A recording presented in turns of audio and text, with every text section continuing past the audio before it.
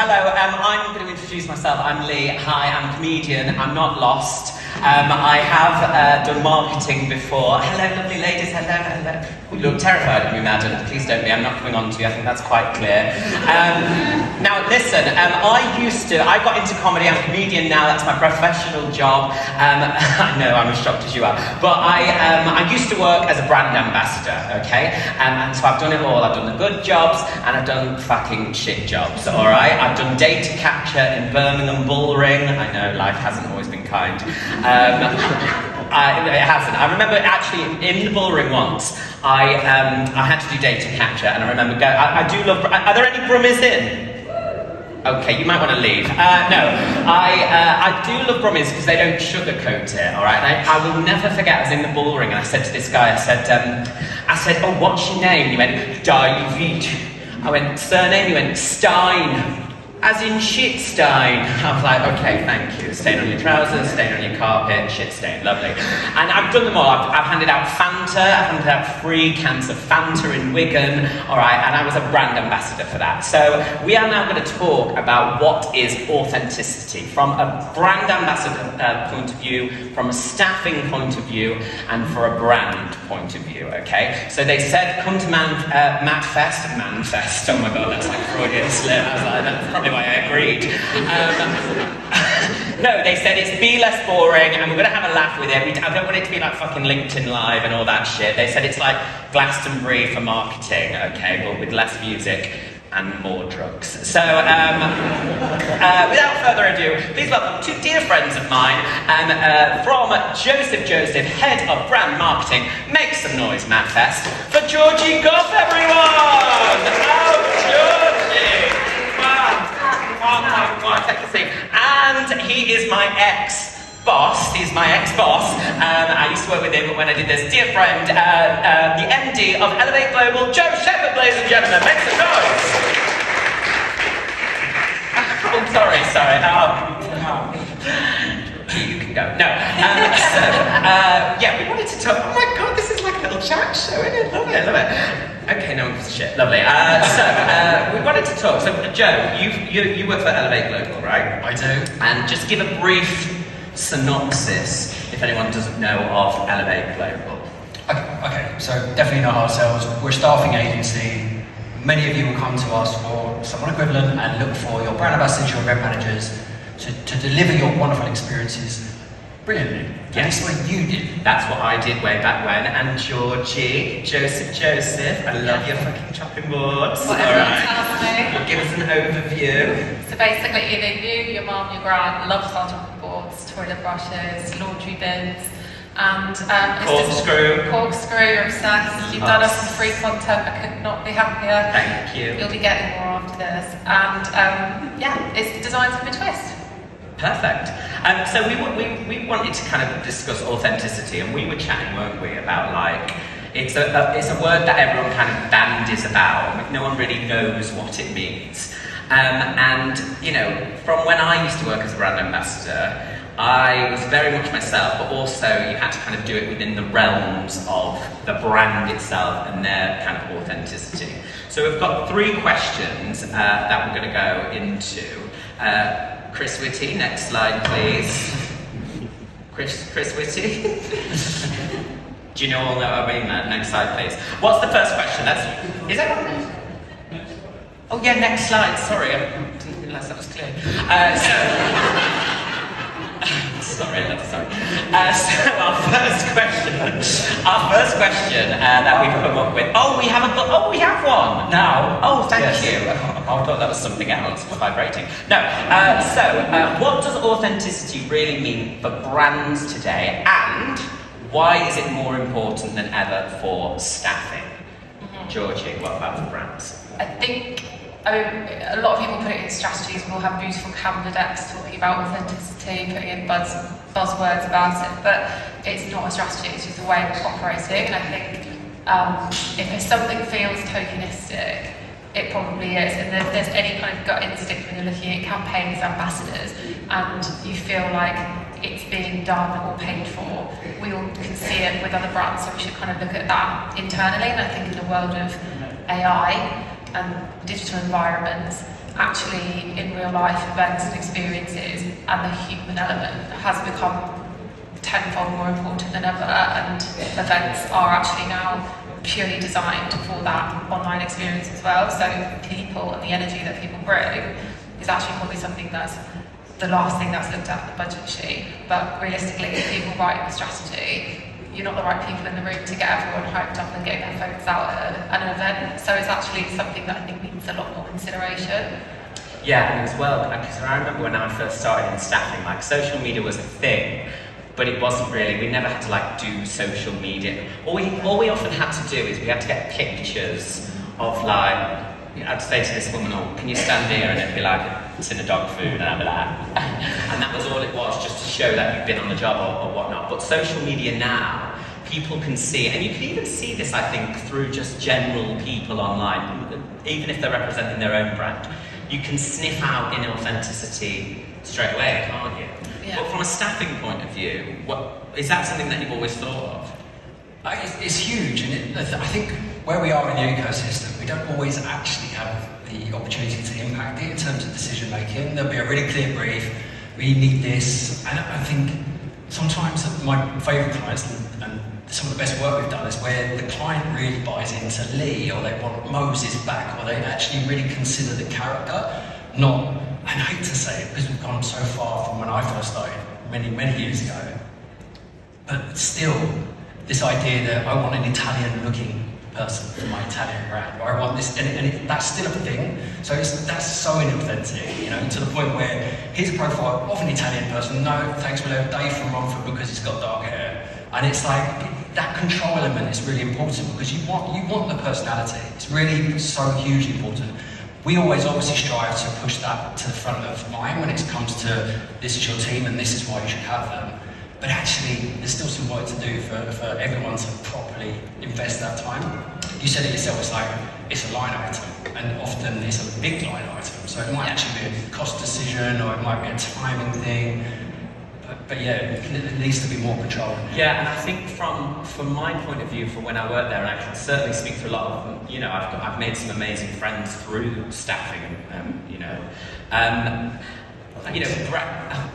Wasn't talking about you. No, you are a good friend, but like who were on the field with us, and brands will sit there in a meeting room and go, what are our core things that we want the staff to say? And sometimes you want people to go away, especially on those experiential events, with a kind of feeling rather than information. Like, I think it's always better to get a feeling about something. And Fanta, for example, I always remember they were really strict with, years ago, we just had to hand out these mini cans of Fanta, and I don't know if anyone, I mean, you probably relate, but when the public see free shit, they're feral, they're like, and they're just, so it was just handing out left, right, and centre.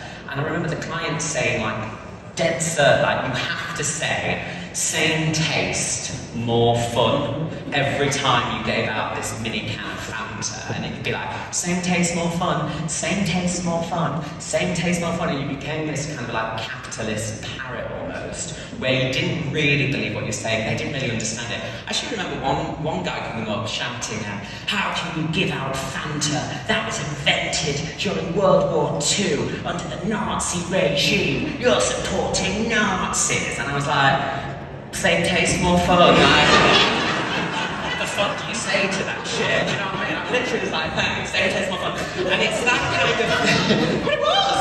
And it was that thing where you're just like, oh, okay, like, here. So, and I'm not saying you have to kind of go the complete other way, I wasn't tap dancing in or whatever, but there's a balance to be made, I think, from brands and staffing, where you go away with a feeling as opposed to, oh, this is what the brand represents. Exactly, and I think there's a difference between, obviously, there's venue costs for events, you can like pay influencers talent, but there's no one that understands how to bring an energy up into a room because their MD, their venue staff, they're not there to represent your brand.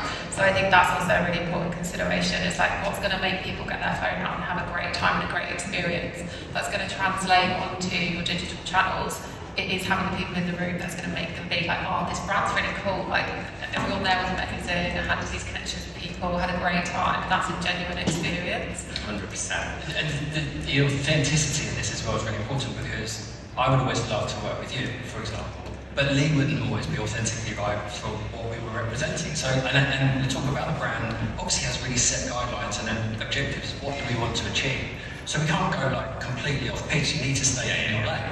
But having the ability to have someone bring some kind of empathy, bring some comedy, bring some kind of advice, and actually be a human in this conversation is really, really important. And human connection, like when we're losing it more and more for AI. Next slide, please. Oh, it's me. Oh, for fuck's sake, that's me, all right. So what happens when brands, that's me in the gold, get it wrong, and how can they avoid the trap of forced authenticity? Well, I always think from a pride point of view, I always think about this. Yeah. When you see brands that you clearly know that on the 1st of June, they're like ironing their pride flags, and then by July 1st, it's like being fucking recycled or whatever, and you don't fully think that they're invested in it. And it's like I was saying earlier, I think you can sniff out when brands are forcing stuff. Is that something that have you ever, like, from a staffing point of view, pushed back on a brand when they've asked for certain things and you know that actually it's not going to work? No, because the brand's always right. No, what I think the point is with this, and a lot of our clients, our agencies, is, and then go back to this, the people who really engage and really kind of are up for receiving feedback are the ones that have the most success with their teams. And some of the projects you'll see are like vast spend and infrastructure, and then they're massively give a toss about the team that are there. Like, it's a line item, get them along. Yes, there's training, we want them to look great and the rest of it, but they're not overly engaged. Those are the ones where we would say, come on, like, I feel like you should meet the guys. Or the world we're in now, we have video profiles, so you've got the opportunity to actually get a snip of their personality, even if you're not paying for it. Take that time, because the investment of that time is huge. So we would always, for me it was always, I don't like to say, here's 50 profiles, you choose 10, because that's our job. You wouldn't go to a quick fit and say, I've got this knocking in my engine, I think it's this, but you let them deal with it, right? So in my world, I'm really keen to say, that's your best team and this is why. Yeah. And I think like we said earlier, I don't know if you have this, but from a brand point of view, is where however many of you will sit in a meeting room and come up with all of this, and then as it trickles down, it's almost like it gets forgotten. Would you think that?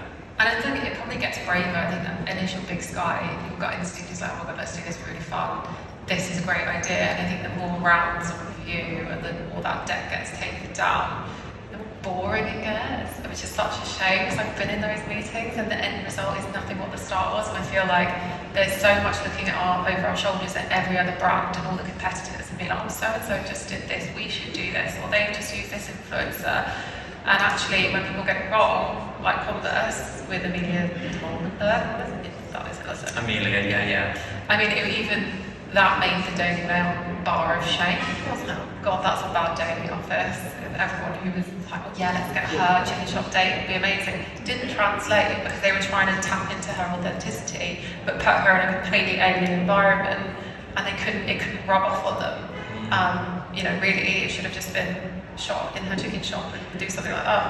But yeah, and I guess if you strip that down from a kind of basic point of view, if you weren't using, she's got millions of followers, but if you were just not investing in the person and the staffing, and I appreciate sometimes it's who's available, when, etc., etc. But if you're really not that tapped into what you want as staff, I remember working for brands, and if they also if they didn't not look after us, but if they were just like, oh yeah, go and do that, you weren't invested in the brand, you didn't care about the brand, I didn't care about Fanta, it was that kind of thing where it's just like, oh, but if they kind of had this foresight to go, right, let's properly kind of work with the staff here of how we can create something. I think that's where you basically get from both sides, the staffing and the brand point of view, where it just merges together.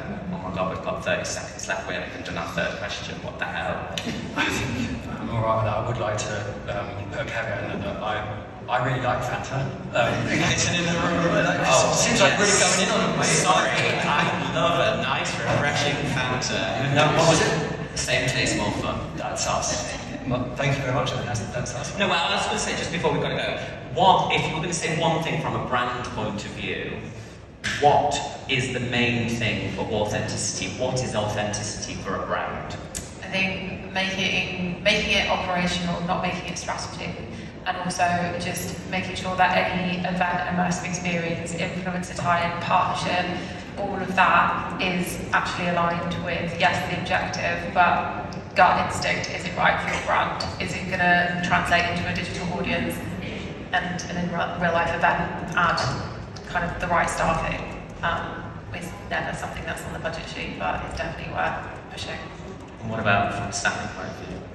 I mean, it's really straightforward to be authentic when you're a human being. Do they buy into it? Are they connected to the event, the product?